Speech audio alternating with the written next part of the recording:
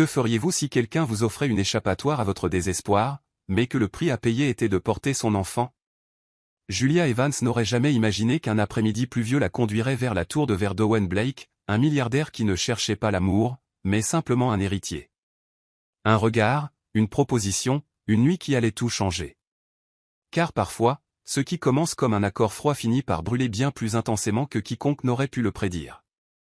Si cette histoire vous a touché, abonnez-vous à la chaîne, laissez un j'aime et devenez membre pour obtenir un accès anticipé aux prochaines histoires. Si vous avez vraiment apprécié l'écoute, pensez à cliquer sur le bouton au Super Thanks.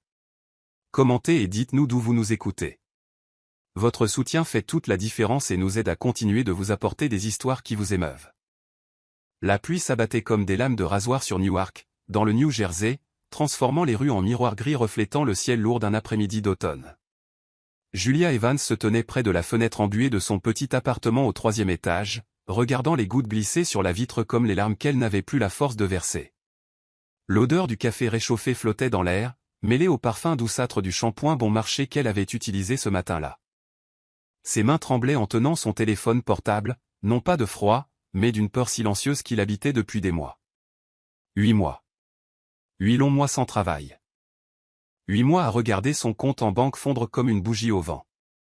8 mois à s'occuper seule de Margaret, sa mère, dont la mémoire s'effaçait jour après jour, victime d'un Alzheimer précoce qui volait non seulement ses souvenirs, mais aussi l'espoir de Julia. Elle avait 27 ans. Elle aurait dû construire sa carrière d'architecte, concevoir des bâtiments qui touchaient le ciel, créer des espaces où les gens pourraient vivre leurs rêves. Mais la vie avait d'autres projets. La crise économique avait détruit le cabinet où elle travaillait. Les factures médicales s'empilaient comme des briques sur ses épaules, et la voilà, piégée entre les murs écaillés d'un appartement qu'elle pouvait à peine s'offrir, sentant le poids du monde écraser son âme. Le téléphone vibra dans sa main. Numéro inconnu. Julia hésita.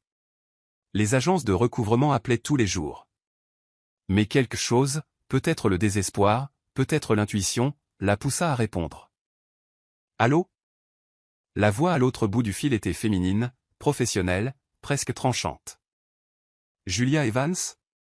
Ici Sarah Mitchell du Blake Construction Group. Monsieur Blake souhaiterait vous rencontrer demain à 14 h. Êtes-vous disponible? Julia cligna des yeux, confuse. Blake Construction. Cette entreprise valant des milliards qui construisait des gratte-ciel dans tout le pays.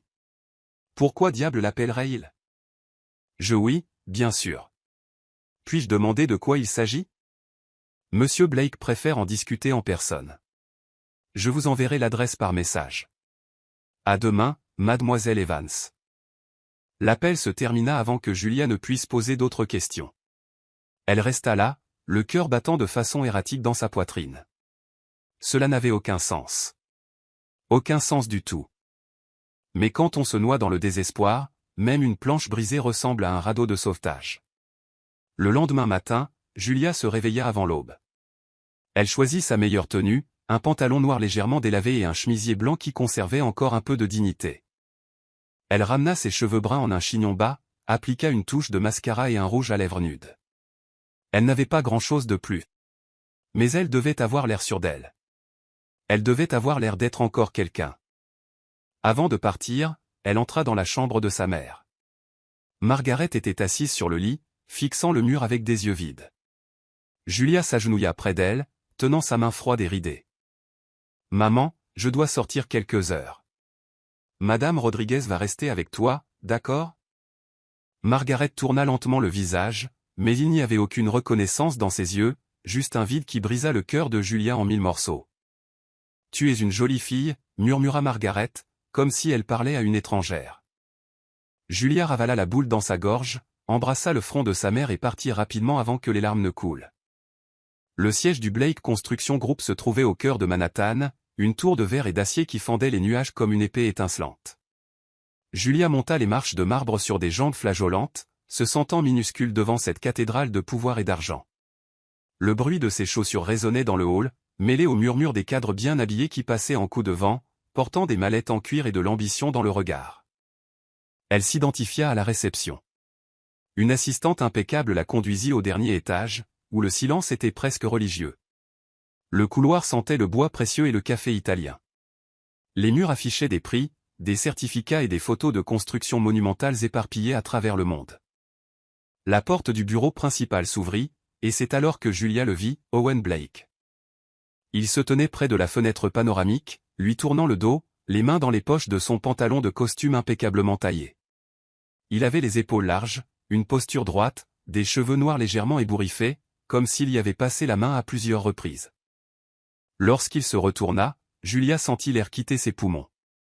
34 ans, des yeux gris foncés qui semblaient voir jusqu'au fond de l'âme, une mâchoire définie, des lèvres fermes, une beauté sévère et dangereuse. Mais ce qui la frappa le plus n'était pas son apparence, c'était son intensité. Il l'observait comme si elle était un puzzle complexe qu'il devait résoudre. Mademoiselle Evans. Sa voix était grave, contrôlée, mais portait un courant électrique invisible. Merci d'être venu. Julia déglutit difficilement. Monsieur Blake. Il désigna le fauteuil en cuir face à son bureau. Je vous en prie, asseyez-vous. Elle obéit, sentant ses genoux faiblir. Owen s'assit également, croisa les doigts sur le bureau et l'étudia en silence pendant de longues secondes. L'horloge murale marquait chaque battement comme un tambour dans la poitrine de Julia. Vous êtes plus que ce à quoi je m'attendais, dit-il enfin. Julia fronça les sourcils. Comment ça? J'ai fait des recherches sur vous. Diplômé avec les honneurs du Pratt Institute. Des projets primés en durabilité urbaine. Un esprit brillant gâché parce que le monde s'est effondré au mauvais moment. Elle sentit son visage rougir. Pourquoi me dites-vous cela? Owen se pencha en avant, ses yeux fixés sur elle. Parce que j'ai besoin de quelqu'un comme vous. Quelqu'un de fort. Quelqu'un qui n'abandonne pas même quand tout semble perdu. Pour un projet d'architecture? Il marqua une pause, puis, avec un calme troublant, répondit. Non. Pour me donner un enfant. Le monde de Julia s'arrêta. Le bruit de la ville en contrebas disparut. Le tic-tac de l'horloge s'évanouit. Il ne restait que ce regard gris qui transperçait son âme, et ces mots impossibles résonnant dans son esprit. Quoi? Puis-elle à peine murmurer. Owen ne détourna pas le regard. J'ai besoin d'un héritier. Je ne veux pas de mariage. Je ne veux pas de complications émotionnelles. Je veux un accord clair et équitable qui nous profite à tous les deux. Julia se leva brusquement, la chaise raclant le sol. Vous êtes fou. Je suis pragmatique. Il se leva aussi, contournant le bureau d'un pas lent et délibéré. Vous vous noyez sous les dettes.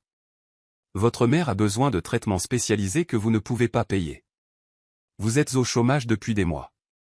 Je peux changer tout ça. Absolument tout. Il s'arrêta à quelques centimètres d'elle. Julia sentait la chaleur irradiée de son corps, l'odeur subtile de bois et de menthe, la force contenue dans chaque muscle. Et que voulez-vous en retour, demanda-t-elle, la voix tremblante. Donnez-moi un héritier, dit-il doucement, ses yeux descendant brièvement vers ses lèvres avant de remonter à son regard. Et je vous donnerai une nouvelle vie. Julia recula, mais son dos rencontra la paroi de verre. Elle était piégée entre l'abîme dehors et la présence écrasante d'Owen Blake devant elle. Son cœur battait si fort qu'elle était certaine qu'il pouvait l'entendre. Ses doigts cherchèrent quelque chose à quoi se raccrocher, ne trouvant que la surface froide et lisse de la vitre. Vous ne pouvez pas être sérieux, murmura-t-elle, mais sa voix sortit faible, peu convaincante. Owen fit un pas en arrière, comme s'il réalisait que la proximité la suffoquait. Il retourna derrière son bureau, prit un dossier en cuir marron et le lui tendit. Je suis tout à fait sérieux. Lisez-le. Julia prit le dossier avec des mains tremblantes. À l'intérieur se trouvait un contrat détaillé, rédigé dans un langage juridique impeccable. Elle feuilleta les pages, ses yeux parcourant les clauses absurdes qui semblaient tout droit sorties d'un film. Fécondation in vitro. Aucun contact physique intime nécessaire. Garde partagée après la naissance. Appartement de 3 chambres à Manhattan, entièrement meublé et payé. Couverture complète des traitements médicaux pour Margaret Evans, y compris les soins palliatifs spécialisés. Salaire mensuel de $20 000 pendant la grossesse. Poste de directrice des projets durables au Blake Construction Group après la naissance, avec un salaire de départ de $150 000 par an. Julia leva les yeux, abasourdie. C'était assez d'argent pour changer complètement sa vie, pour sauver sa mère, pour respirer à nouveau. Pourquoi moi? La question sortit comme un murmure rauque. Owen s'appuya contre le bord du bureau, les bras croisés sur sa poitrine. La lumière de l'après-midi traversait la fenêtre, créant un halo doré autour de lui. Mais ses yeux restaient sombres, impénétrables. Je vous l'ai déjà dit, vous êtes forte. Il y a des milliers de femmes fortes dehors. Pourquoi moi, spécifiquement? Il resta silencieux un long moment, comme s'il choisissait soigneusement ses mots. Puis, avec une honnêteté brutale qui la désarma, il répondit. Parce que quand je vous regarde, je ne vois pas juste quelqu'un de désespéré. Je vois quelqu'un qui aime tellement qu'il serait capable de tout. Et ce genre d'amour, ce genre de force, c'est ce que je veux que mon enfant porte en lui. Julia sentit quelque chose se briser dans sa poitrine. Personne n'avait jamais parlé d'elle de cette façon. Comme si elle était plus qu'une fille accablée, plus qu'une architecte ratée, plus qu'une femme au bord de l'effondrement. Vous ne me connaissez pas, dit-elle, la voix vacillante. J'en sais assez. Elle regarda à nouveau le contrat, les lettres brouillées par les larmes qui montaient aux yeux. C'était insensé. Absolument insensé. Mais c'était aussi la seule bouée de sauvetage dans l'océan où elle se noyait. Et si je dis non? Owen inclina la tête, ses lèvres s'incurvant en un demi-sourire triste. Alors vous franchissez cette porte, vous retournez à votre vie, et je trouverai quelqu'un d'autre. Mais nous savons tous les deux que vous ne direz pas non. L'arrogance de ces mots aurait dû la mettre en colère, mais il avait raison. Ils le savaient tous les deux. J'ai besoin de temps pour réfléchir. Vous avez jusqu'à demain, 17 heures. Julia hocha la tête, prit le dossier et se dirigea vers la porte sur des jambes tremblantes. Lorsqu'elle posa la main sur la poignée, sa voix l'arrêta. Julia. Elle se retourna. Owen était de nouveau debout, les mains dans les poches, son expression adoucie par quelque chose qu'elle ne pouvait identifier. Je n'essaie pas de vous acheter. Je vous offre un choix, et peut-être une chance de recommencer. Elle partit sans répondre, mais ces mots résonnèrent dans son esprit pendant tout le trajet en métro jusqu'à Newark. Cette nuit-là, Julia ne put fermer l'œil. Elle resta assise dans la minuscule cuisine, le dossier ouvert sur la table en formica fissurée, une tasse de thé froid entre les mains. Le plafonnier fluorescent clignotait, projetant des ombres fantomatiques sur les murs écaillés. Elle pensait à sa mère, aux yeux vides de Margaret, aux factures médicales s'accumulant comme une avalanche prête à l'ensevelir.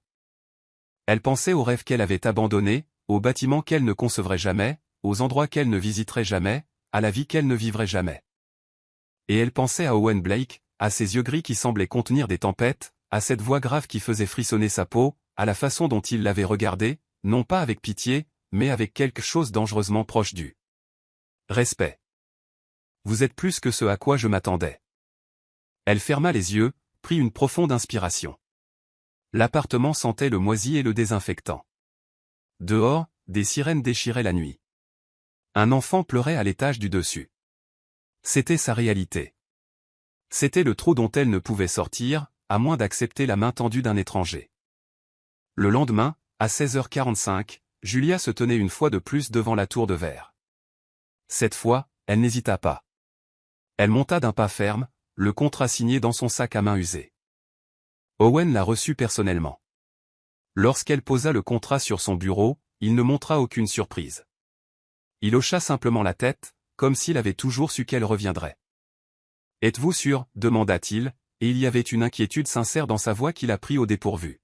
« Non, admit Julia, mais je le fais quand même. » Il tendit la main. « Alors nous avons un accord. » Julia regarda cette main, large, forte, aux doigts longs et élégants. Elle n'hésita qu'une seconde avant de la saisir. Le contact fut électrique. Sa peau était chaude, rugueuse, et la poigne ferme envoya une vague de chaleur à travers tout son corps. Ils restèrent ainsi un moment, trop longtemps pour que ce soit purement professionnel. Ses yeux cherchaient les siens, et Julia y vit quelque chose qui n'était pas dans le contrat. Quelque chose de dangereux, d'interdit, d'inévitable. « Nous commencerons la semaine prochaine, » dit Owen, sans lâcher sa main. « Les médecins vous examineront. Vous emménagerez dans le nouvel appartement. Tout sera organisé. »« Et vous ?» demanda Julia, sa voix sortant plus rauque que prévu. « Où vous situez-vous dans cette équation ?» Owen relâcha enfin sa main, mais ses doigts glissèrent le long des siens dans une caresse accidentelle ou intentionnelle. Impossible à savoir. Je reste là où j'ai toujours été, à l'extérieur, à observer. Mais en disant cela, il se rapprocha de nouveau, si près que Julia put sentir son eau de Cologne, boisée, masculine, enivrante, si près qu'elle dut lever le menton pour lui faire face.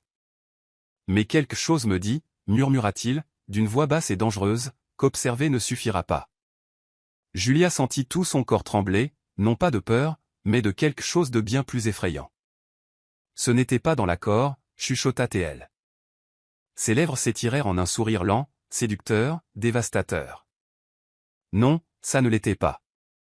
Et à cet instant, alors que la tension entregrandissait comme un orage prêt à éclater, Julia réalisa qu'elle était entrée dans un jeu bien plus périlleux qu'elle ne l'avait imaginé. Car Owen Blake ne voulait pas seulement un héritier, il la voulait elle, et Dieu lui vienne en aide, elle le voulait aussi. Le déménagement eut lieu en moins d'une semaine. Julia n'arrivait toujours pas à croire que cet appartement spacieux et lumineux de l'Upper West Side était vraiment le sien, ou du moins le serait pour les prochains mois. 3 chambres, des baies vitrées du sol au plafond donnant sur Central Park, une cuisine moderne avec des appareils dont elle ignorait l'existence, des salles de bain aux finitions en marbre. C'était comme entrer dans un rêve après avoir erré des années dans un cauchemar. Margaret avait sa propre chambre, décorée dans des tons doux de bleu et de beige, avec un lit médicalisé ajustable et tout l'équipement nécessaire. Une infirmière spécialisée, Madame Chen, s'occupait d'elle pendant la journée. Le soir, Julia s'asseyait près de sa mère, lui tenait la main et lisait des passages de vieux livres, même en sachant que Margaret ne comprenait plus les mots. Mais c'était les mardis et jeudis soirs que tout changeait. C'étaient les soirs où Owen venait dîner. Il y avait insisté. Nous devons mieux nous connaître, avait-il dit de cette voix grave qui provoquait une étrange sensation dans l'estomac de Julia. Ce n'est pas juste un arrangement commercial. Nous allons élever un enfant ensemble. Elle mérite que ses parents se comprennent au moins un peu. Parents. Le mot sonnait étrange, effrayant, trop réel. Le premier mardi, Owen arriva pile à 19h. Il portait un jean foncé et une chemise grise, les manches retroussées jusqu'au coude, révélant des avant-bras bronzés et musclés. Pas de cravate, pas de costume impeccable. Plus humain, plus dangereux. Il avait apporté des sacs d'un restaurant italien. Vous ne savez pas cuisiner, demanda Julia, essayant de garder un ton léger alors que son pouce accélérait. Je sais faire des omelettes brûlées et du café passable, répondit-il avec un demi-sourire. J'ai pensé qu'il valait mieux ne pas prendre de risques. Ils mangèrent à la table de la cuisine, entourés de l'odeur du basilic frais, de l'ail et de l'huile d'olive. Au début, la conversation était hésitante, formelle, ponctuée de silences inconfortables. Mais ensuite, Owen l'interrogea sur son enfance, et quelque chose se débloqua. Julia parla de son enfance à Newark, fille d'une professeure de littérature et d'un mécanicien mort quand elle avait 12 ans. De la façon dont sa mère avait cumulé 3 emplois pour payer son université. Des nuits à dessiner à la lueur des bougies parce que l'électricité avait été coupée. De son rêve de bâtiment qui touchait les étoiles. Et vous, demanda-t-elle, encouragée par le vin rouge qu'il avait apporté, bien qu'elle en ait à peine bu. C'est comment de grandir en étant Owen Blake? Il resta silencieux un long moment, ses doigts faisant tourner le verre de vin. La lumière douce de la cuisine accentuait les angles de son visage, les ombres sous ses yeux. Solitaire, admit-il enfin. Mon père m'a abandonné avant ma naissance. Ma mère a bâti un empire, mais n'a jamais eu de temps pour un fils. J'ai été élevé par des nounous, des chauffeurs, des précepteurs. Tout ce que j'avais, c'était de l'argent, et l'argent ne vous rend pas votre étreinte quand vous vous réveillez au milieu de la nuit avec la peur du noir. Julia sentit son cœur se serrer. Il y avait une vulnérabilité dans ces mots qui contrastait totalement avec l'homme puissant qu'elle avait rencontré au bureau. « Est-ce pour cela que vous voulez un enfant ?» demanda-t-elle doucement. « Pour ne plus être seule ?» Owen leva les yeux. Son regard gris la transperça. « C'est pour cela que je veux être un meilleur père que le mien ne l'a jamais été. » Ils restèrent ainsi, se regardant de part et d'autre de la table, tandis que quelque chose d'invisible mais palpable s'étirait entre eux comme un fil de soie. Puis Owen se leva, commença à débarrasser les assiettes. Julia l'aida, côte à côte devant l'évier, lavant la vaisselle dans un silence confortable, leurs bras se frôlant parfois accidentellement. Chaque contact envoyait de petites décharges électriques à travers la peau de Julia. Lorsqu'il partit tard ce soir-là, Owen s'arrêta à la porte. Il se tourna vers elle, étudia son visage avec une intensité qui lui coupa le souffle. « Vous êtes belle quand vous êtes vulnérable, dit-il doucement. Julia déglutit difficilement. Je ne laisse généralement personne voir ça. Il fit un pas de plus, si près qu'elle sentit la chaleur émaner de lui par vagues. Mais je ne suis pas n'importe qui. Et il partit, laissant Julia seule avec son cœur battant la chamade et la certitude qu'elle tombait dans un abîme sans filet de sécurité. Le jeudi suivant, il revint, cette fois avec de la nourriture thaïlandaise et une bouteille de vin blanc. Ils mangèrent dans le salon, assis sur le canapé, avec les lumières de la ville scintillant en contrebas comme des étoiles terrestres. La conversation coula plus facilement cette fois. Owen parla du premier immeuble qu'il avait conçu seul à 22 ans, de la peur d'échouer, de prouver que tous ceux qui doutaient de lui avaient raison. De la nuit où il s'était tenu seul au sommet de ce bâtiment, regardant la ville se réveiller, réalisant qu'il avait enfin construit quelque chose qui durerait plus longtemps que lui. « Et toi » demanda-t-il en se tournant vers elle sur le canapé. Ils étaient plus proches maintenant, leurs genoux se touchant presque. « Quel a été le moment où tu as su que tu voulais être architecte ?»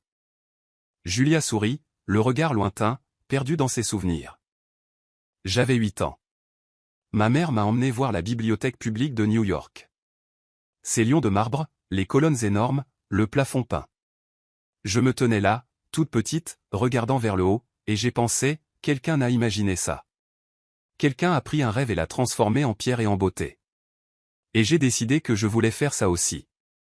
Je voulais laisser quelque chose de beau dans le monde. » Quand elle reporta son regard sur Owen, il l'observait avec une expression qu'elle ne parvenait pas à déchiffrer. Il y avait de la tendresse, du désir, et quelque chose de plus profond qui l'effrayait. « Tu le peux encore, dit-il doucement. Faire de belles choses, laisser ta marque. Après que je t'aurai donné ce que tu veux. » Elle fronça les sourcils. « Ce n'est pas comme ça que je vois les choses. Tu ne me donnes rien. Nous créons quelque chose ensemble. » Avant que Julia ne puisse répondre, Owen leva la main et, avec une douceur déconcertante, écarta une mèche de cheveux qui s'était échappée de sa queue de cheval. Ses doigts frôlèrent la joue de Julia, puis glissèrent le long de sa mâchoire, s'arrêtant juste sous son oreille. Le monde s'arrêta. Julia ne pouvait plus respirer, ne pouvait plus penser, ne pouvait que sentir. La chaleur de ses doigts, le poids de ce regard, l'électricité parcourant chaque terminaison nerveuse de son corps. « Julia » murmura-t-il son nom comme une prière. Elle ferma les yeux. Si elle ne le regardait pas, peut-être pourrait-elle garder le contrôle. Peut-être pourrait-elle se rappeler que ce n'était qu'un arrangement, juste du business. Mais alors elle sentit son souffle plus proche, sentit son pouce caresser sa joue, et quand elle ouvrit les yeux, il était là, à quelques centimètres, ses yeux fixés sur ses lèvres. « Dis-moi d'arrêter » chuchota-t-il. Julia aurait dû le dire, aurait dû reculer, aurait dû se rappeler les clauses du contrat, les lignes qui ne devaient pas être franchies, mais à la place, elle murmura. Non. Et c'était tout ce qu'Owen avait besoin d'entendre. Il combla la distance lentement, lui laissant le temps de se retirer. Mais Julia ne recula pas. Elle se pencha en avant, le rencontrant à mi-chemin. Le baiser fut doux, presque chaste, les lèvres se touchant avec une hésitation qui contrastait avec la tension qui s'était accumulée entre eux depuis des semaines. Mais ensuite, Owen approfondit le baiser, et Julia fut perdue.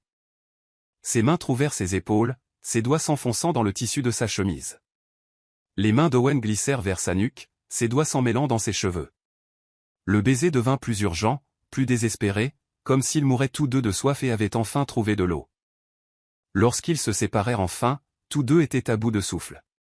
Owen posa son front contre le sien, les yeux fermés, la respiration saccadée. « Ce n'était pas dans l'accord » murmura-t-il. Julia eut un petit rire tremblant. Alors peut-être que l'accord n'a jamais eu de sens.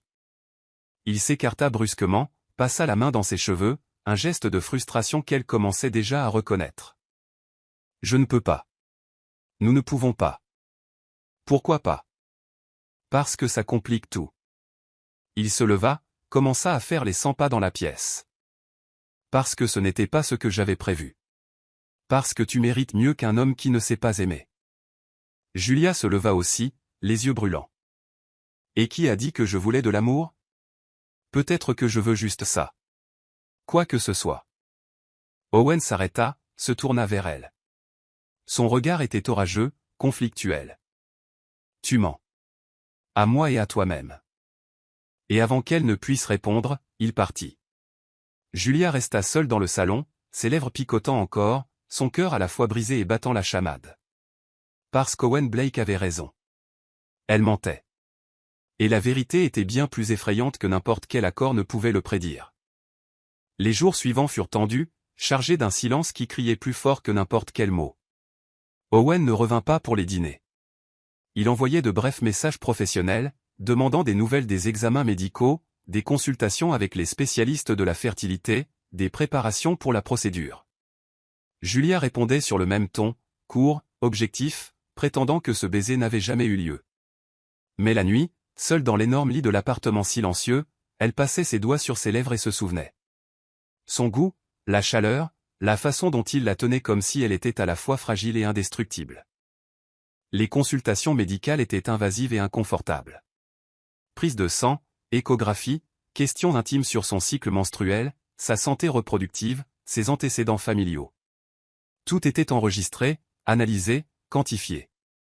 Julia se sentait plus comme un objet que comme une personne, une incubatrice préparée pour sa fonction. Puis vint le temps des injections hormonales. Le docteur Martinez, une femme aimable aux yeux bruns et aux cheveux grisonnants, expliqua le processus avec une patience clinique. Vous devrez faire des injections quotidiennes d'hormones pour stimuler l'ovulation. Elles sont sous-cutanées, appliquées sur l'abdomen. Je peux vous apprendre à le faire vous-même, ou quelqu'un peut vous aider.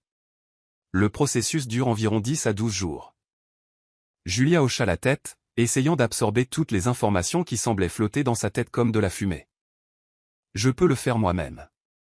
Mais ce soir-là, quand elle tint la première seringue, ses mains tremblaient tellement qu'elle faillit la laisser tomber. Elle regarda l'aiguille fine, le liquide clair à l'intérieur, la peau exposée de son abdomen.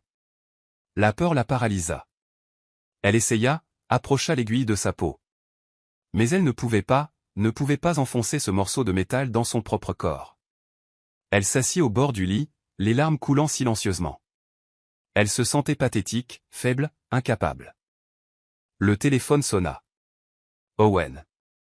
Elle hésita, puis répondit. Allô? As-tu fait l'injection? Sa voix était neutre, mais Julia perçut quelque chose en dessous. De l'inquiétude. J'ai essayé. Silence à l'autre bout du fil. J'arrive. Owen, tu n'as pas besoin de. Mais il avait déjà raccroché. 20 minutes plus tard, la sonnette retentit. Julia ouvrit la porte, les yeux encore rouges, vêtue seulement d'une fine chemise de nuit en coton et d'un short. Owen se tenait là en jean et blouson de cuir noir, les cheveux ébouriffés par le vent nocturne. Ses yeux la parcoururent rapidement, évaluant, et quelque chose dans ce regard la fit rougir.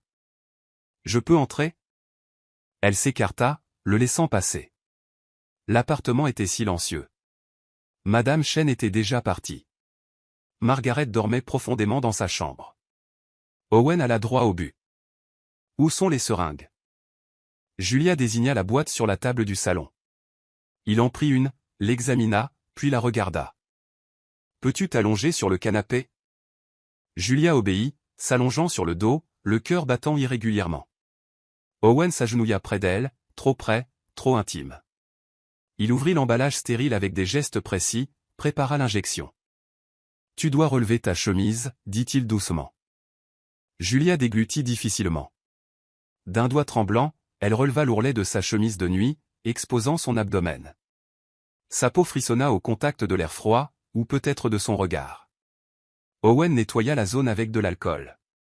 Le toucher était professionnel, mais Julia sentait chaque millimètre de ses doigts contre sa peau. Il pinça doucement la chair, formant un petit pli. Ça va piquer un peu, prévint-il. Respire profondément. Julia inspira. Elle sentit la piqûre rapide, une brève brûlure, et c'était fini. Voilà. Il appliqua un petit pansement, mais sa main s'attarda là, reposant sur son abdomen, son pouce traçant des cercles inconscients sur sa peau. Julia ne pouvait pas bouger, ne pouvait pas respirer correctement, ne pouvait que sentir cette chaleur, cette délicieuse pression de sa main sur elle. Owen, murmura-t-elle. Il leva les yeux, et Julia vit le conflit en eux, vit le désir lutter contre la raison. Lentement, il retira sa main, mais pas avant d'avoir laissé ses doigts glisser sur sa peau dans une caresse qui envoya des frissons dans tout son corps. « Je viendrai tous les soirs, dit-il, la voix rauque, pour te faire les injections. Tu n'as pas besoin d'eux. Je sais, mais je viendrai quand même. » Et il vint. Chaque soir à 21h précises, Owen sonnait à la porte. Il entrait avec cette présence magnétique qui remplissait tout l'espace, et Julia s'allongeait sur le canapé, exposait son ventre, et le laissait la toucher. Chaque nuit devenait plus intime que la précédente. La troisième nuit, ses doigts s'attardèrent plus longtemps sur son abdomen, traçant la ligne de sa hanche à sa taille avec une révérence qui la fit trembler. La cinquième nuit, Julia ne portait qu'un crop top court, exposant plus de peau que nécessaire. Elle vit ses yeux s'assombrir, sa mâchoire se serrer. La septième nuit, elle pleura. Les hormones faisaient des ravages sur ses émotions. Tout semblait amplifier la tristesse, la solitude, la peur, le désir. Les larmes commencèrent à couler avant même l'injection. Et Owen posa la seringue, ses mains trouvant son visage, essuyant les larmes avec ses pouces. « Qu'est-ce qui ne va pas ? » ?»« Je ne sais pas, » sanglota Julia. « C'est juste. Je ne sais plus ce que je fais. Je ne sais pas si je suis assez forte pour ça. Tu le es. » Il tenait son visage fermement, la forçant à le regarder. « Tu es plus forte que tu ne le penses, plus forte que je ne le serai jamais. » « Je ne le suis pas, » fit-elle en secouant la tête. « Je suis terrifiée, Owen, terrifiée de faire ça seule, terrifiée d'échouer, terrifiée de... » « De quoi ?» Elle ferma les yeux. De trop ressentir. Silence pesant. Quand Julia rouvrit les yeux, elle vit quelque chose se briser sur son visage, vit le moment exact où les murs qu'il avait construits commencèrent à s'effriter. Julia. Il murmura son nom comme une confession, puis la tira contre sa poitrine. Julia s'accrocha à lui, le visage enfoui dans sa chemise, inspirant cette odeur qui était déjà devenue familière, boisée, masculine, réconfortante. Ses bras l'enveloppèrent étroitement, une main caressant ses cheveux, l'autre pressée contre son dos. « Tu n'es pas seul, » murmura-t-il contre le sommet de sa tête. « Je suis là. » Et pour la première fois depuis des mois, peut-être des années, Julia s'autorisa à croire que quelqu'un l'était vraiment. Ils restèrent ainsi de longues minutes, les cœurs battant l'un contre l'autre, les respirations se synchronisant, le monde extérieur cessant d'exister. Lorsqu'ils se séparèrent enfin, Owen tenait toujours son visage entre ses mains, ses yeux traçant chaque trait, les yeux rouges, les joues humides, les lèvres entr'ouvertes. « Tu es belle, » dit-il doucement, « même comme ça, surtout comme ça. » Julia sentit quelque chose se briser et se réassembler en même temps dans sa poitrine. « Owen, qu'est-ce qu'on fait ?» Il ferma les yeux, posa son front contre le sien. « Je ne sais pas, mais je ne peux pas m'arrêter. » Et aucun d'eux ne mentionna le contrat, aucun ne se rappela les règles, car les règles étaient déjà devenues insignifiantes. Ce qui grandissait entre eux était plus grand que n'importe quel papier signé. C'était inévitable, c'était effrayant, et ce n'était que le début. La 10e nuit, la dernière injection, Owen arriva plus tôt. Il apporta une petite boîte enveloppée de papier doré. « Qu'est-ce que c'est ?» demanda Julia, surprise. « Ouvre-le. » À l'intérieur se trouvait un collier délicat, un pendentif en forme de maison fait d'argent, avec de petits détails architecturaux gravés dessus. « Pour te rappeler, » dit-il doucement, « que tu es toujours architecte, et que tu vas construire de belles choses à nouveau. » Julia sentit les larmes revenir, mais cette fois elles étaient différentes, plus chaudes, plus douces. « Merci, » chuchota-t-elle. Owen lui mit le collier, ses doigts frôlant sa nuque, envoyant des frissons le long de sa colonne vertébrale. Quand il eut fini, il ne recula pas. Il resta là, derrière elle, ses mains posées sur ses épaules. « Demain, c'est la fécondation, » dit-il calmement. « Je sais. Et après, tout change. » Julia se retourna pour lui faire face. Ça a déjà changé Owen, il y a longtemps. Il l'étudia en silence, puis, avec une lenteur torturante, se pencha et embrassa son front. Un baiser chaste, tendre, chargé de promesses inexprimées. Quand il partit ce soir-là, Julia toucha le collier autour de son cou et sut, avec une certitude absolue, qu'elle avait franchi une ligne dont il n'y avait pas de retour, et le plus effrayant de tout, c'est qu'elle ne voulait pas revenir en arrière. Le jour de la fécondation se leva gris et froid. Novembre était arrivé à New York, apportant des vents coupants qui faisaient se recroqueviller les gens dans leurs manteaux lourds. Julia se réveilla avant l'alarme, l'estomac noué par un mélange de nervosité et d'anticipation. C'était le grand jour. Aujourd'hui, la science ferait ce que la nature ferait autrement. Aujourd'hui, elle ferait le premier vrai pas vers une maternité qui semblait encore irréelle. La clinique de fertilité se trouvait dans une rue calme de l'Upper East Side.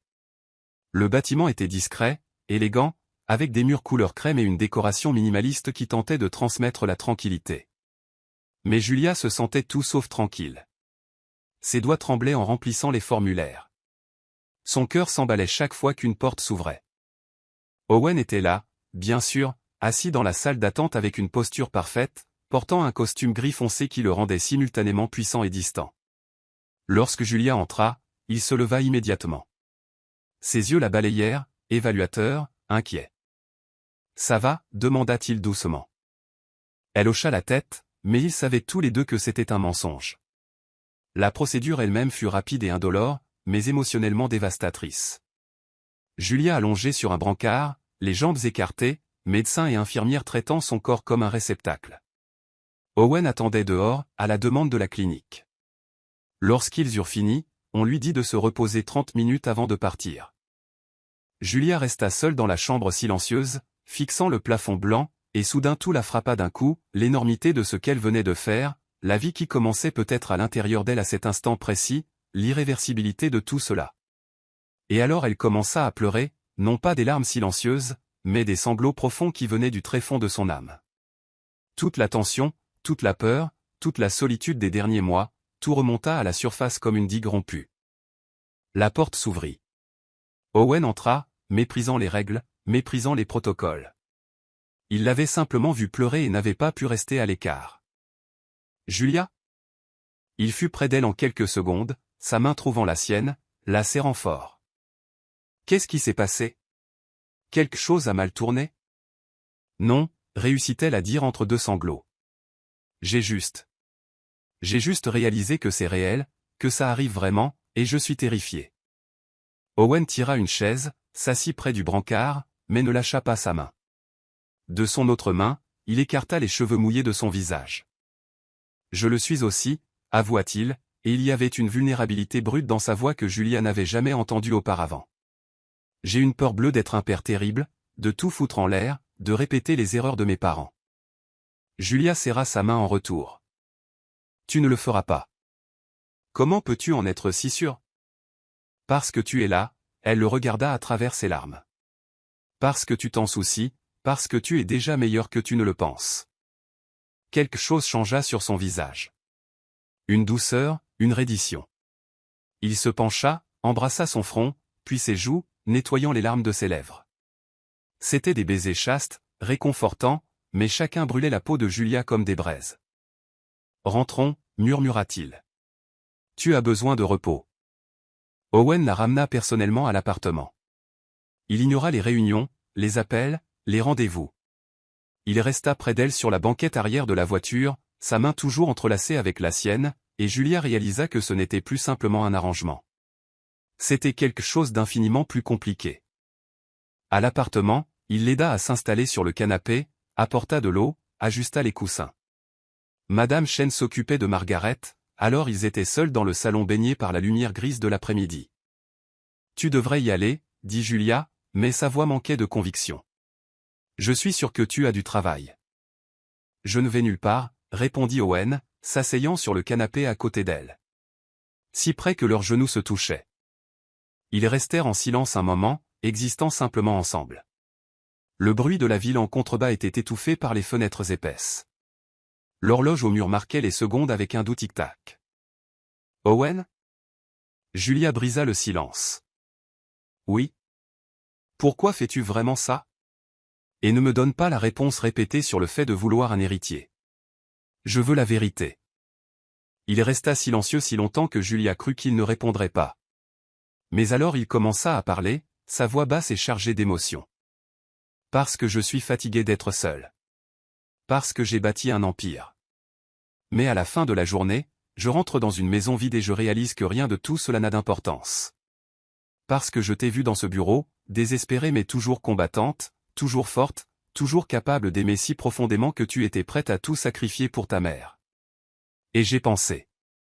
J'ai pensé que si je pouvais avoir quelqu'un comme ça dans ma vie, quelqu'un qui ressentait les choses si intensément, peut-être pourrais-je apprendre à ressentir aussi. Julia sentit son cœur se serrer douloureusement. Owen? Il se tourna vers elle, et pour la première fois elle vit des larmes dans ses yeux, ne tombant pas, juste là, piégées, reflétant des années de solitude et de douleur. Je ne voulais pas ça, continua-t-il, la voix brisée. Je ne voulais rien ressentir. Mais toi, tu m'as détruit, Julia, dès le premier instant. Et maintenant je ne peux plus prétendre que tu es juste la mère de mon enfant. Tu es tellement plus. L'air quitta les poumons de Julia d'un coup. Qu'est-ce que tu dis? Owen prit son visage entre ses mains, son pouce caressant sa joue. Je dis que cela a cessé d'être un arrangement il y a longtemps. Je dis que je ne peux pas m'arrêter de penser à toi. Que je me réveille et que tu es la première chose à laquelle je pense. Que quand je suis loin de toi, j'ai l'impression qu'il me manque une partie de moi-même. Julia ferma les yeux, les larmes coulant à nouveau. Moi aussi, chuchota-t-elle. Je le ressens aussi. Alors dis-moi d'arrêter. Il approcha son visage, son souffle se mêlant au sien. Dis-moi de partir. Dis-moi que c'est de la folie. Julia ouvrit les yeux. C'est de la folie. Je sais. Nous avons signé un contrat. Je sais. Ça va tout compliquer. Je sais. Alors pourquoi es-tu encore là? Owen sourit, un sourire triste, vulnérable, complètement dévastateur. Parce que compliqué vaut mieux que vide. Et alors Julia l'embrassa. Ce n'était pas doux. Ce n'était pas hésitant. C'était désespéré, affamé, comme si elle se noyait et qu'il était l'air. Ses mains trouvèrent ses cheveux, le tirant plus près. Sa bouche s'ouvrit contre la sienne, sa langue explorant, goûtant, revendiquant. Owen la tira sur ses genoux, ses mains fermes sur sa taille, et Julia s'emboîta contre lui comme si elle avait été faite pour ça. Le baiser s'approfondit, devint plus urgent. Elle sentit ses mains remonter le long de son dos, ses doigts pressant contre sa peau à travers le tissu fin de son chemisier. Lorsqu'ils se séparèrent enfin pour respirer, tous deux haletaient. Le front d'Owen pressé contre le sien, les yeux fermés, la mâchoire tendue. Nous ne pouvons pas revenir en arrière, murmura-t-il. Je ne veux pas revenir en arrière. Il ouvrit les yeux, et ce que Julia y vit la fit trembler. Un désir pur, mêlé à quelque chose de plus profond, de plus effrayant. Quelque chose qui ressemblait dangereusement à de l'amour. J'ai essayé de combattre ça, avoua-t-il, la voix rauque. Je jure que j'ai essayé, mais je ne peux plus. Alors ne combats pas. Julia tenait son visage, le forçant à la regarder. Je suis là. J'ai peur et je suis confuse, et je ne sais pas ce qu'on fait, mais je suis là. Owen l'embrassa à nouveau, cette fois avec plus de tendresse. Un baiser qui promettait quelque chose au-delà du physique. Un baiser qui chuchotait des futurs possibles, des choix pas encore faits, un chemin qui divergeait complètement de ce qu'ils avaient prévu. Quand il s'écarta enfin, il resta à la tenir sur ses genoux, les bras fermes autour d'elle, comme s'il avait peur qu'elle disparaisse s'il la lâchait. Reste, chuchota Julia, juste pour aujourd'hui. Reste avec moi. Et Owen, l'homme qui contrôlait des empires et commandait des conseils d'administration d'un regard, l'homme qui ne permettait jamais à rien d'échapper à son contrôle, capitula. D'accord, murmura-t-il contre ses cheveux. Je reste. Et il resta. Ils demeurèrent entrelacés sur le canapé tandis que l'après-midi se transformait en nuit. Ils parlèrent de peur et de rêves, d'enfance volée et de futurs incertains. Parfois ils s'embrassaient, parfois ils se tenaient juste l'un l'autre, et à un moment donné, Julia s'endormit dans ses bras, se sentant pour la première fois depuis des années complètement en sécurité. Quand elle se réveilla, il faisait déjà nuit noire. Owen était toujours là, éveillé, l'observant avec une expression si tendre que cela lui faisait mal au cœur. « Tu n'as pas dormi » murmura-t-elle, somnolente.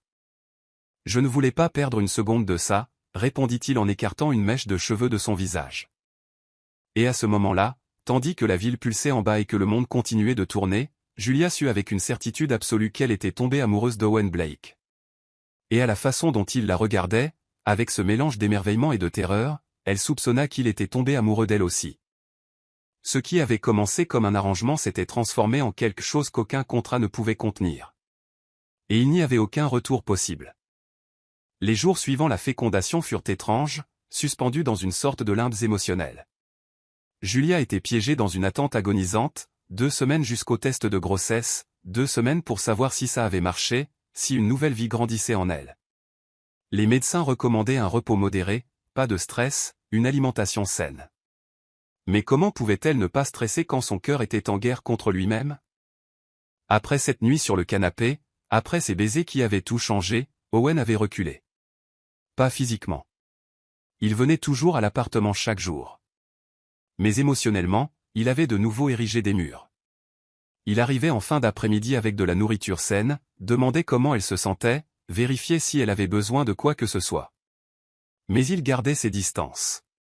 Il ne la touchait pas au-delà du nécessaire, ne l'embrassait pas, la regardait à peine dans les yeux. C'était comme si cette vulnérabilité qu'il avait montrée l'avait tellement effrayé qu'il avait besoin de se cacher à nouveau derrière son armure.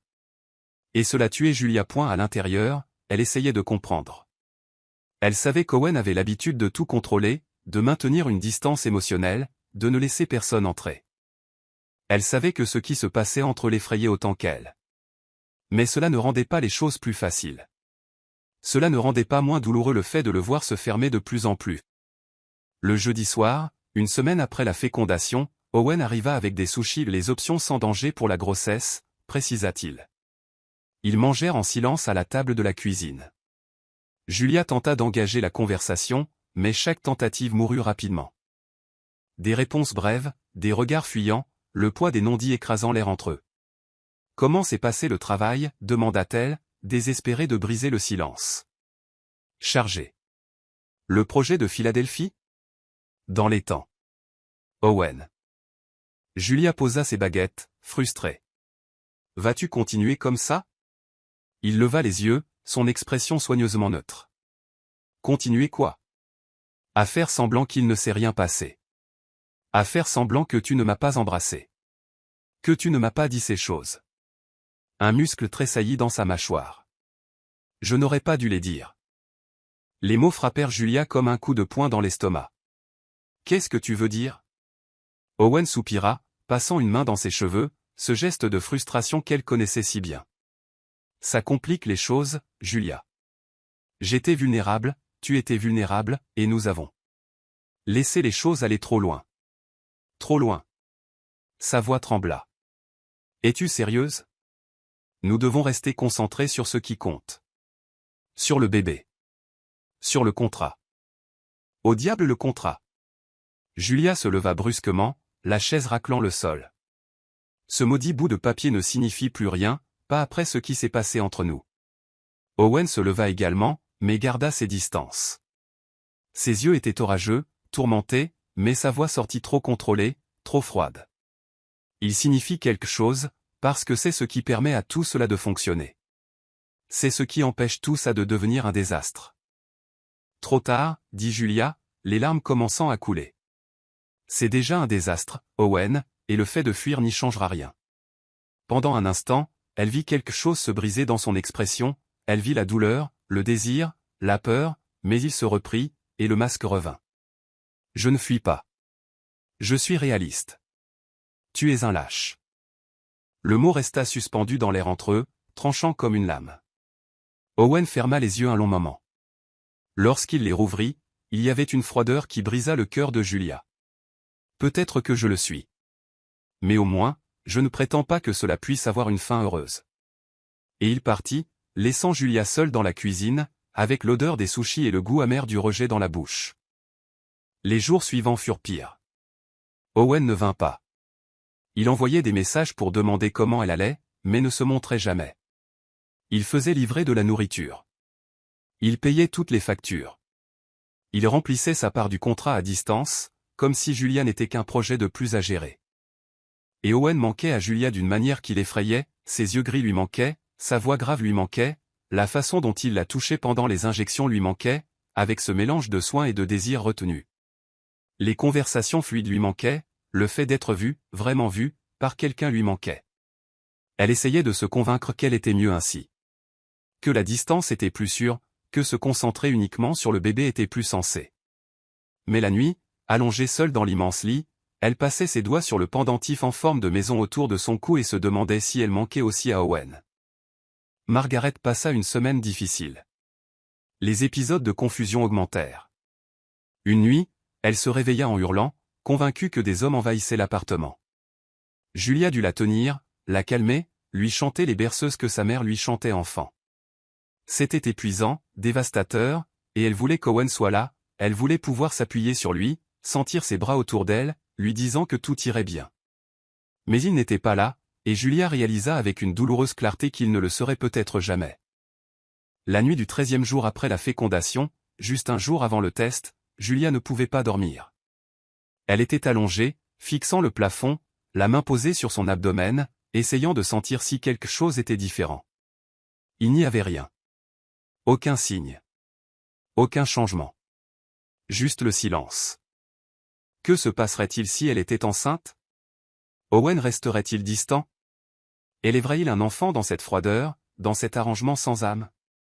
L'enfant grandirait-il en sentant la tension entre eux, le manque d'amour? Et que se passerait-il si elle n'était pas enceinte? Essaierait-il encore? Traverserait-il tout ce processus à nouveau, en prétendant qu'il n'y avait rien d'autre qu'un contrat entre eux? Des larmes coulèrent silencieusement sur le visage de Julia. Elle se sentait si seule, si perdue. Le téléphone vibra sur la table de nuit. Message d'Owen, 3h47 du matin. Tu es réveillée. Julia saisit le téléphone de ses mains tremblantes. Oui. 3 points clignotants. Il écrivait, s'arrêtait, écrivait à nouveau. Enfin, le message arriva. Tu me manques. Le cœur de Julia s'arrêta. Elle regarda ces 3 mots sur l'écran lumineux et quelque chose en elle se brisa et guérit en même temps. Alors pourquoi es-tu parti? La réponse mit du temps à arriver. Parce que j'ai peur de ce que je ressens pour toi. Parce que je n'ai jamais ressenti ça avant et je ne sais pas quoi en faire.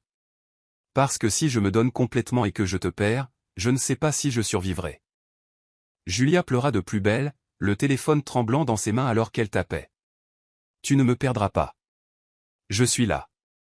Je l'ai toujours été. Et si je gâche tout? Et si je ne sais pas aimer correctement? Personne ne sait aimer correctement, Owen.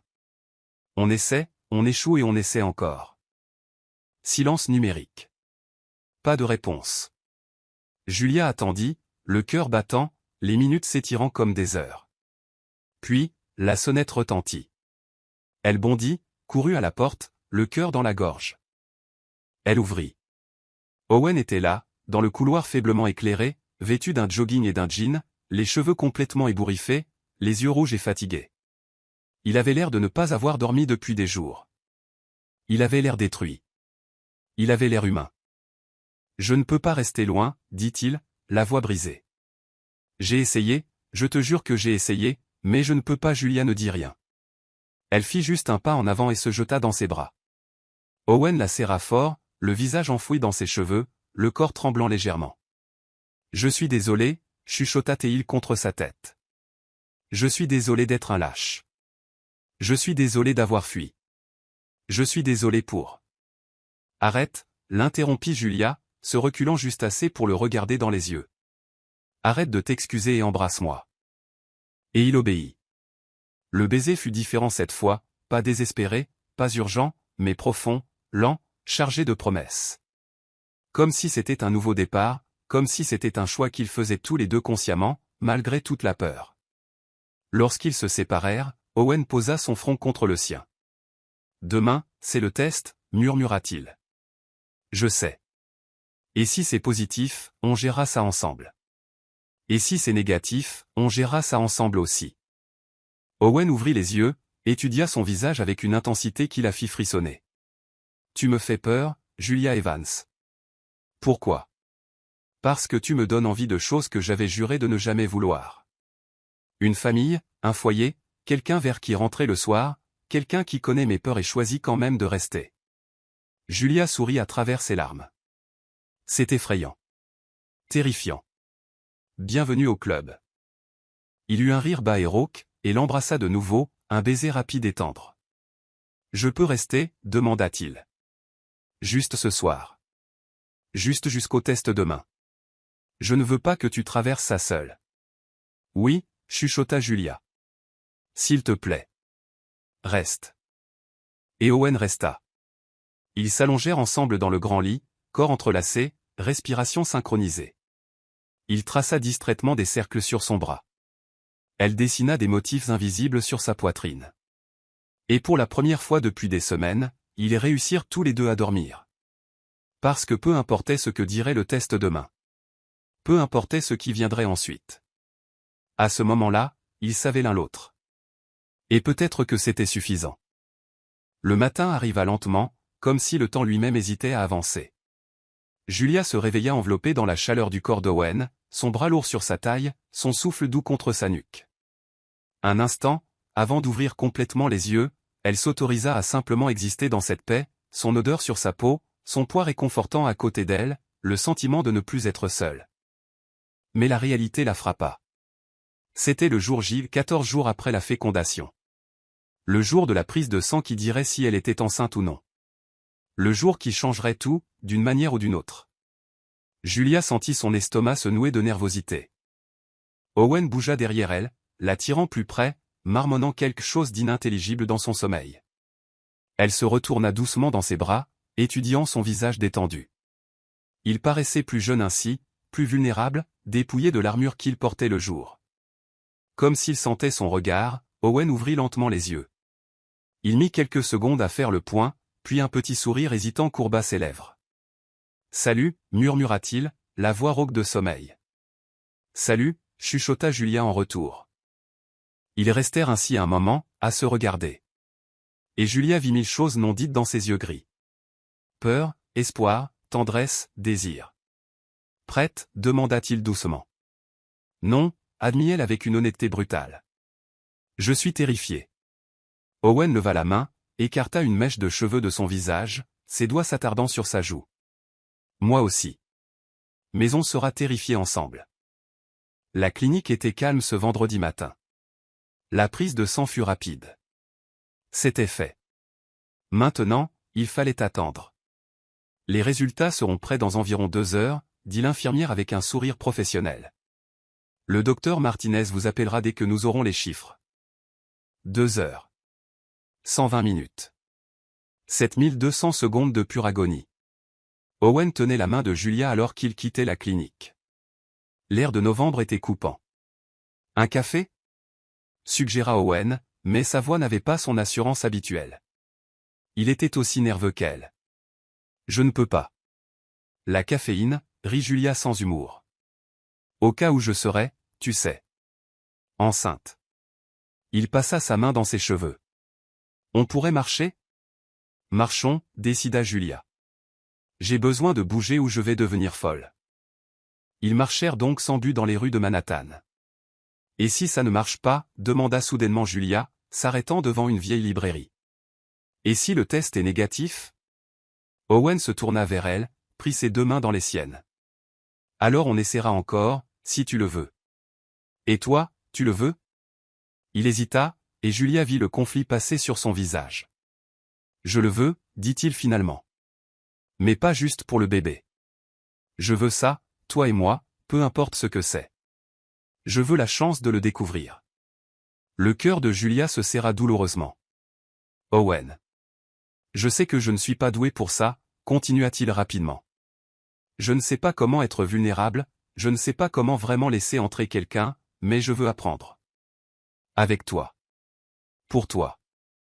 Julia sentit les larmes monter, mais cette fois, c'était de bonnes larmes. Tu apprends déjà, dit-elle doucement, posant sa main sur son cœur.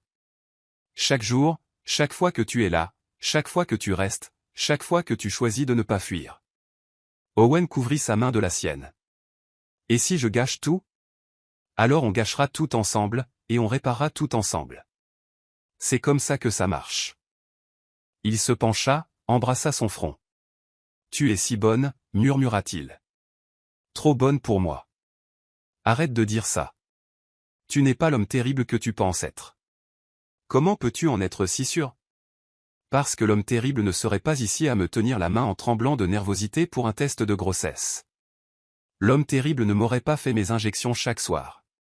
L'homme terrible ne serait pas resté avec moi quand je pleurais. Tu es quelqu'un de bien, Owen Blake, même si tu ne le vois pas encore. Il ferma les yeux, et Julia vit une larme solitaire s'échapper. Elle l'essuya tendrement avec son pouce. Merci, chuchota Théil. De me donner envie d'être meilleur. Le téléphone de Julia sonna. Ils se figèrent tous les deux. Sur l'écran, Dr Martinez. Julia regarda Owen. Il hocha la tête, serrant sa main. Le cœur dans la gorge, elle répondit. Allô? Julia? C'est le docteur Martinez. J'ai les résultats de votre test. Silence. Julia ne pouvait plus respirer. Félicitations. La voix du médecin était chaleureuse. Vous êtes enceinte. Et d'après les taux d'HCG, il semblerait que ce soit des jumeaux. Le monde s'arrêta. Julia sentit ses jambes flancher. Owen la soutint immédiatement. Des jumeaux? Répéta T.L., abasourdi. Vous êtes sûr? Assez sûr, mais nous confirmerons par échographie la semaine prochaine. Mais oui, les chiffres indiquent une grossesse gémellaire. Félicitations à vous deux. Julia raccrocha, hébétée. Elle se tourna lentement vers Owen. Je suis enceinte, dit-elle, n'y croyant toujours pas. Deux jumeaux. Owen ne dit rien. Il la regardait comme si elle était un miracle qu'il ne pouvait pas tout à fait comprendre. Et puis soudain, il la souleva dans ses bras et la fit tourner, un immense sourire, le premier vrai sourire qu'elle voyait sur lui illuminant son visage. Des jumeaux, rit-il, et le son était pur, libre, plein de joie. Tu vas avoir deux bébés. Nous allons avoir deux bébés. Il la reposa au sol mais ne la lâcha pas. Il prit son visage entre ses mains et l'embrassa, profondément, passionnément. Lorsqu'ils se séparèrent, il riait et pleurait en même temps. Deux, répéta Julia, émerveillée. Comment va-t-on faire? Un bébé, c'était déjà effrayant, mais deux? Ensemble, dit Owen sans hésitation. On le fera ensemble. Tout. Chaque nuit blanche, chaque couche sale, chaque premier sourire. Ensemble. Ensemble, fit écho Julia, et le mot sonna comme un vœu.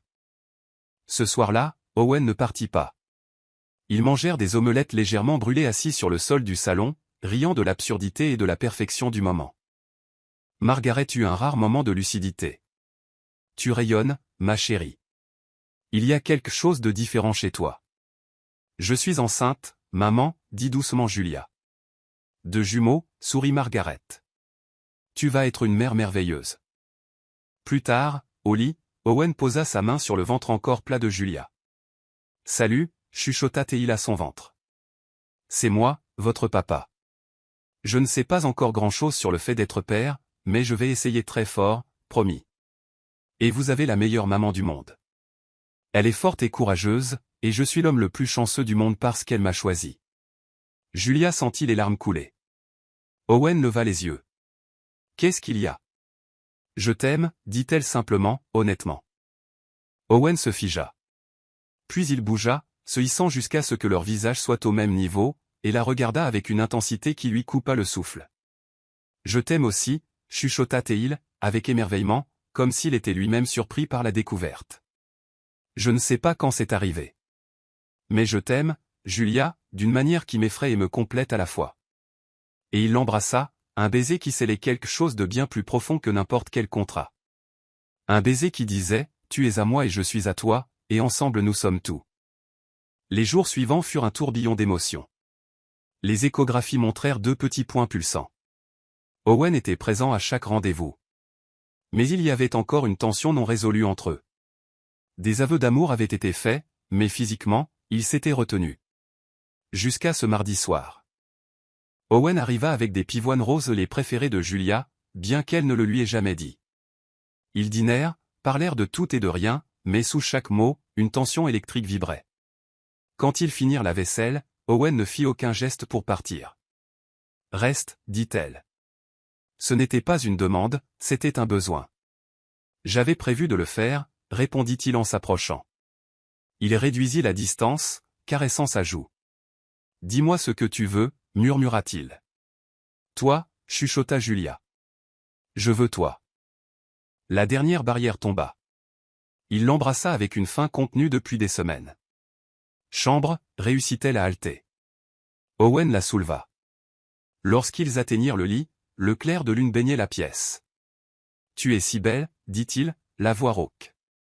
Ils se déshabillèrent lentement, chaque geste chargé de vénération. Owen embrassa son ventre.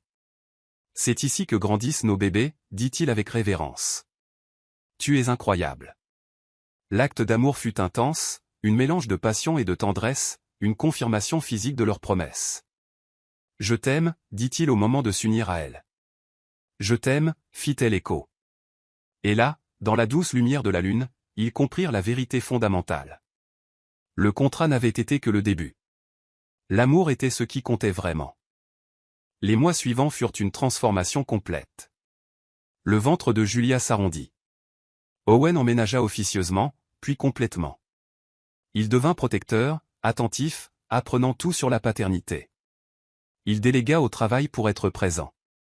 Au début du 7e mois, Owen emmena Julia en voiture vers le comté de Westchester. Ils s'arrêtèrent devant une belle maison de style colonial. « Qu'est-ce que c'est » demanda Julia. « Notre maison, dit-il simplement. Si tu la veux. Je voulais un endroit qui soit à nous. Un vrai foyer. » Il lui fit visiter. Tout était parfait.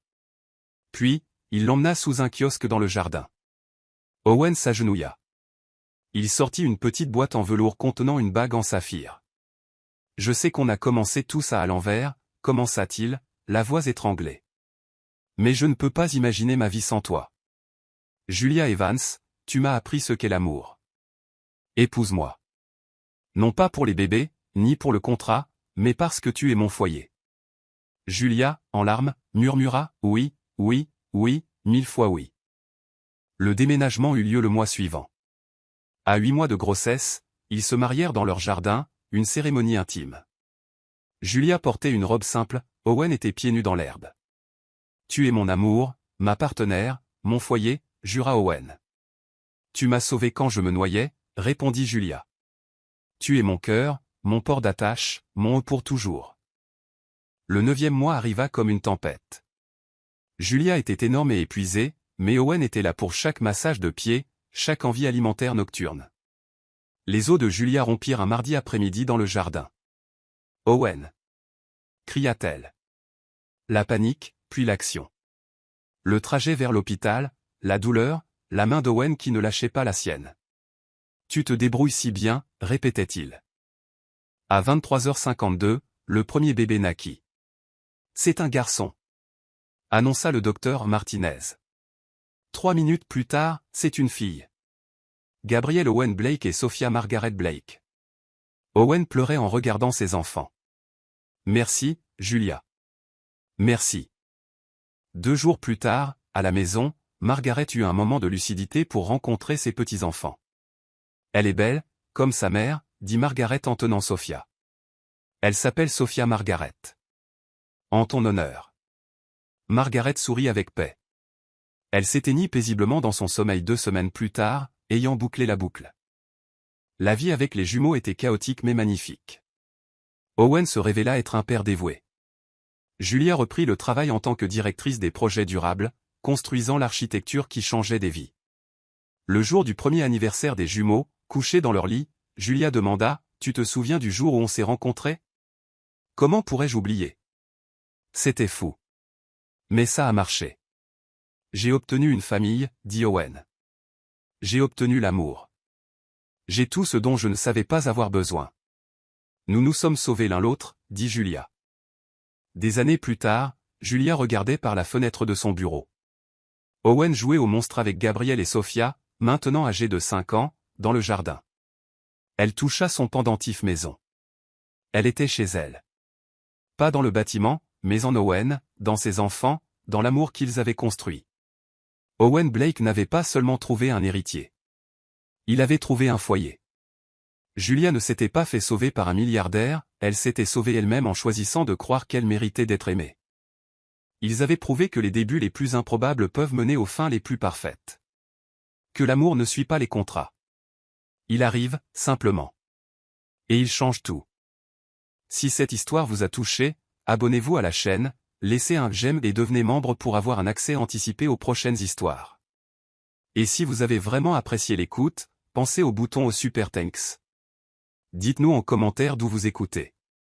J'aimerais savoir où vous êtes en ce moment, à vivre vos propres histoires d'amour et de nouveaux départs. Votre soutien fait toute la différence et nous aide à continuer de vous apporter des histoires qui vous émeuvent.